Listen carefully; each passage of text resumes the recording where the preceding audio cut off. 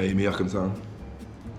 Et je suis allé à Bordeaux. Alors c'est dans le titre, hein, c'est encore une ville d'ivrogne, mais une ville où il fait bon vivre. Déjà faut savoir que t'arrives à Bordeaux en seulement 2 heures, ce qui est pas vraiment un point positif, puisque c'est pas assez loin pour décourager les Parisiens de venir s'installer. D'ailleurs on appelle Bordeaux le Petit Paris, je comprenais pas trop pourquoi, puis j'ai payé un café crème à 4,50€ et j'ai vite compris. Bordeaux qu'on appelle aussi la belle endormie, parce qu'à 1h du mat, y a plus de lumière. Revenons sur Bordeaux, on est passé par l'emblématique Pont de Pierre. Ah ouais, et quand t'arrives, il y a une fête foraine. Ça fait toujours plaisir parce que moi j'adore les gitans. Dédicace à tous les Lopez, mais s'il vous plaît, la SPA, protégez nos élections. Et gros point fort de Bordeaux, t'as 1 heure de la mer. Alors oui, c'est l'océan, mais ici, apparemment, les locaux ils disent la mer. On dit chocolatine, on dit gavé pour dire beaucoup, on fait n'importe quoi avec le français, ça me tend. D'ailleurs, on dit pas moins, on dit moins. Parce qu'on m'a dit, il y a un S à la fin. Donc toi, tu prends un jus d'orange bien fraîche. Alors Bordeaux, on dit souvent que c'est bobo, c'est vrai, mais bon, si tu vas place du commerce, il y a plus de crack que de trottinettes électriques. Parfois, t'as même des dealers en trottinette. Je crois même qu'ils sont sur Uber Eats. Sinon, pour voir des bobos, bon bah il y a la rive droite, avec des gens pas heureux, des vélos libre-service, des matchas à 7€. Ce qui fait que quand tu pars de Paris-Montparnasse, t'es pas vraiment dépaysé. Alors il y a le célèbre quartier Darwin, quartier magnifique. C'est quand même marrant d'avoir donné le nom du père de la théorie de l'évolution à l'endroit le moins développé de Bordeaux.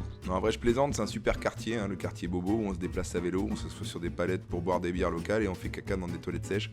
Bref, on se régale. Je pense que tout ça là, c'est des terrasses pour les gauchistes. Alors, je suis tombé par hasard sur la porte Caillot, magnifique, hein, qui permettait historiquement de contrôler l'accès à la ville. J'ai vu les gens qui sont dans la ville, ça contrôle plus grand chose. C'est l'un des monuments les plus visités de Bordeaux, ce qui lui fait un point commun avec mon ex. Alors, niveau célébrité à Bordeaux, on est obligé de citer Pierre Palmade, qui a arrêté l'humour pour être ministre des Transports. Et je suis évidemment passé par l'endroit incontournable de Bordeaux, le miroir d'eau. Alors, faut y aller quand il fait beau, hein, sinon c'est pas un miroir, c'est juste une grande flaque d'eau sans intérêt. Voilà, il y a les champignons de Paris, puis si tu trempes ton pied là-dedans, t'as les champignons de Bordeaux. Alors niveau bouffe, attention, on mange bien à Bordeaux. Il y a l'entrecôte, je crois qu'ils servent des entrecôtes. Bon, c'est un peu logique. En tout cas, ils sont pas fait chier pour trouver le nom, ceux-là. Et Bordeaux, c'est évidemment la ville des cannelés. Que dire de la rivalité entre cannelés Bayardran et Toc Cuivré? Voilà, pour rien vous cacher, j'ai bouffé les deux et j'ai pas vu la différence. Voilà, donc ici, on mange des cannelés, on boit du vin, on bouffe des entrecôtes et à la fin, tu fournis de toi-même le foie gras. Et Bordeaux est souvent mis en concurrence avec Toulouse, une rivalité qui dure depuis de nombreuses années avec parfois quelques tensions. Alors je voudrais pas rajouter de l'huile sur le feu, mais on m'a dit qu'un Toulousain c'était un Bordelais au RSA.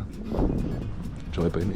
Bordeaux, c'est aussi un port qui a été important pendant une période de l'histoire, mais on prendra bien soin de pas en parler parce que j'ai pas envie d'avoir des problèmes. À l'époque, si t'étais un peu trop bronzé, fallait pas traîner là. Voilà, et là je suis passé par la fameuse place des grands hommes. Bon, à 8€ la limonade, j'aurais plutôt appelé ça la place des pigeons, mais ça c'est un autre débat. En tout cas, c'est hyper sympa. Par contre, il y a un style vestimentaire à adopter, une sorte de dress code. Chemise à rayures, pull sur les épaules, chaussures bateau.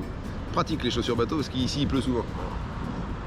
Peut-être pas la mettre celle-là. J'ai croisé aussi pas mal de gens en doudoune sans manches. Je me suis dit soit je comprends pas la mode, soit il y a un salon de l'immobilier pas loin. Et j'ai visité évidemment la place des Quinconces. Voilà, la place c'est magnifique. Pour info, Quinconces c'est un ensemble d'éléments qui s'alternent sur 2 rangs. Pour vous faire une idée, c'est un peu les chicots de Cristiano Ronaldo avant la chirurgie. Alors je suis passé par la rue Sainte-Catherine, hein, la rue piétonne la plus grande d'Europe. C'est notre petite fierté. C'est aussi la rue du gras et du sucre. Tu peux faire un marathon de calories. Et tu fais entrée, plat, dessert là-dedans, tu tapes les 42 000 calories. Bordeaux c'est une ville verte avec un tram. D'ailleurs je crois que les étudiants là-bas ne connaissent pas le concept du titre de transport. Et il y a plein d'activités culturelles, notamment la Cité du Vin ou de nombreux spectacles. Voilà, je pense que vous avez assez vu, donc venez me voir sur scène. Puis au pire, tu viens après la Cité du Vin. Comme ça, le spectacle sera encore plus marrant. Allez, Kenavo, c'est breton ça.